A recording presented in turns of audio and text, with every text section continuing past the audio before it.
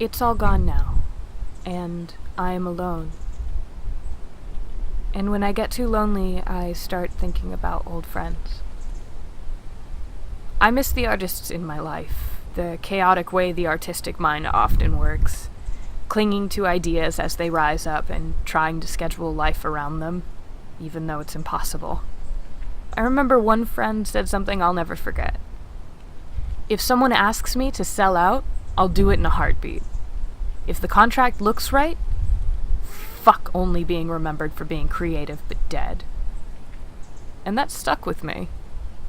Because that's the real artist dilemma, isn't it? Sell out or hope they remember you when you're dead. And if you don't have some sort of monetary comfort during life, at least you can have a post-mortem reward and hope there's an afterlife to fist bump from. Because it's all about the money and surviving when you live off your art. And we all hope we could just do art on the side and it would keep us sane and happy. But near the end of American civilization as we knew it, either art was a full-time fucking job or you had no time to do it because of your full-time fucking job. One of the biggest things I remember taking away from my activism was how much I had to work just to survive. I remember all of us suffering long nights even when we weren't marching or petitioning or educating people on new bills, even after they started blatantly passing them without public vote. And heaven forbid you clocked overtime and your company forgot to tax it because... I'm getting off topic. But I never knew what it was like being your own boss. I just know that every artist who lived off of it struggled because they did every job that a normal workspace would split between several people. Budgeting, planning, resource management, production, advertising, networking. If you lived off your art, you did it all. I saw it become a chore for so many people. The passion gone, but going back to the normal working world would be twice the torture. So they stayed, and it counteracted why most of them started doing art for a living. It kept them sane, and the thing keeping them stable, making them unstable so suddenly, must have been a lot. I know a few lucky souls who found time, but most of us just had things lying around from a time when we could afford to stay up too late, or somehow had a day off. I had one friend who made a table out of an old radiator.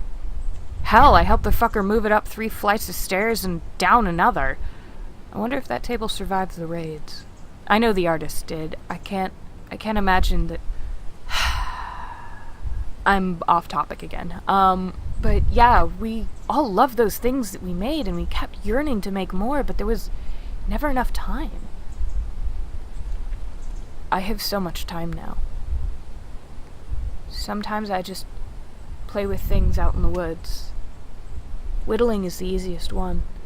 I'm making a chess set that I'll never play. I fucking hate chess. I'm just not patient enough.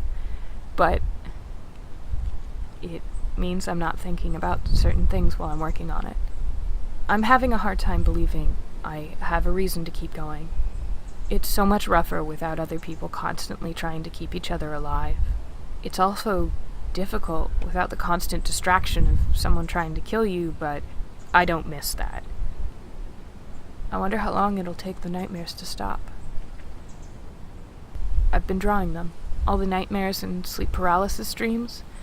I don't have a lot of options when it comes to color, so I just use charcoal mostly. I was worried for a while that I would freak out or scare myself into another screaming fit with the drawings, but my art is shit, so I'm not worried anymore. Besides, I freak out and have screaming fits randomly anyways. I think the drawing's helping with it, though. It's nice to know that a lot of what haunts me is in my head. At least it is now. I control it. I put it out in the world or I keep it in me, though it gets so bad sometimes I wish for old monsters. The ones from before all of this. At least when they weren't dreams anymore, there were people I could call. Now there's no backup. Just drawings on trees and a knife that's slowly being sharpened out of existence. I put new tiles on the roof. I tried to whittle them like oak leaves. I wish I had some way to paint them orange or red.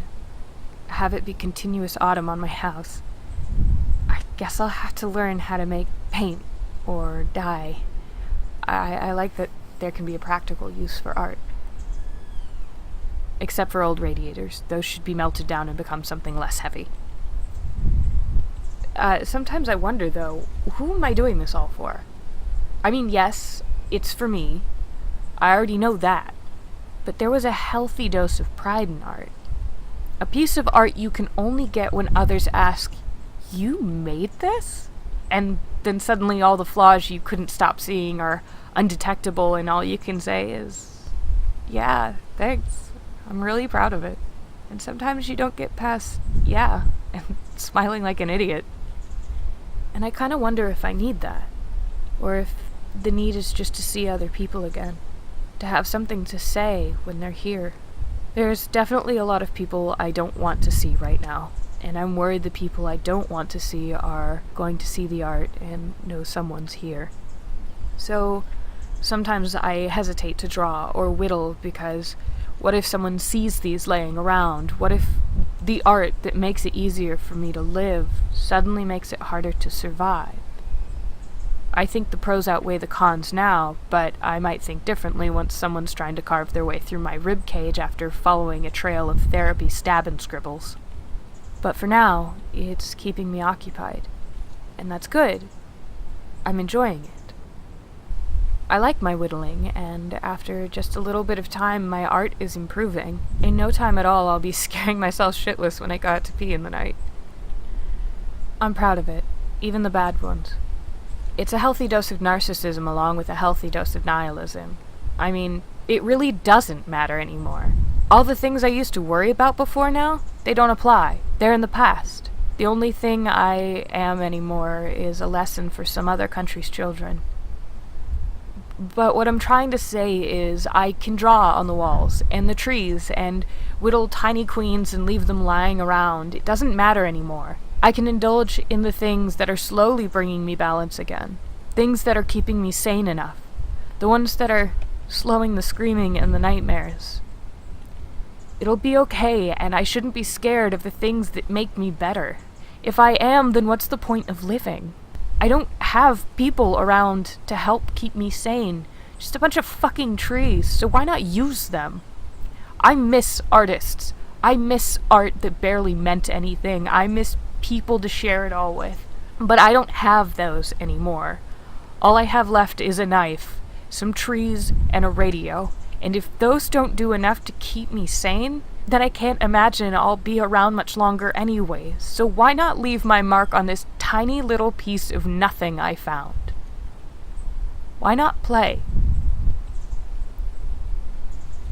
Maybe someone is listening, and maybe you're struggling like I am. Do what you must to outlive those who'd laugh to see you dead. Live for spite. Live for art. Live for hope. Whatever you live for, live. Maybe someday we can share what we live for with each other. So please live.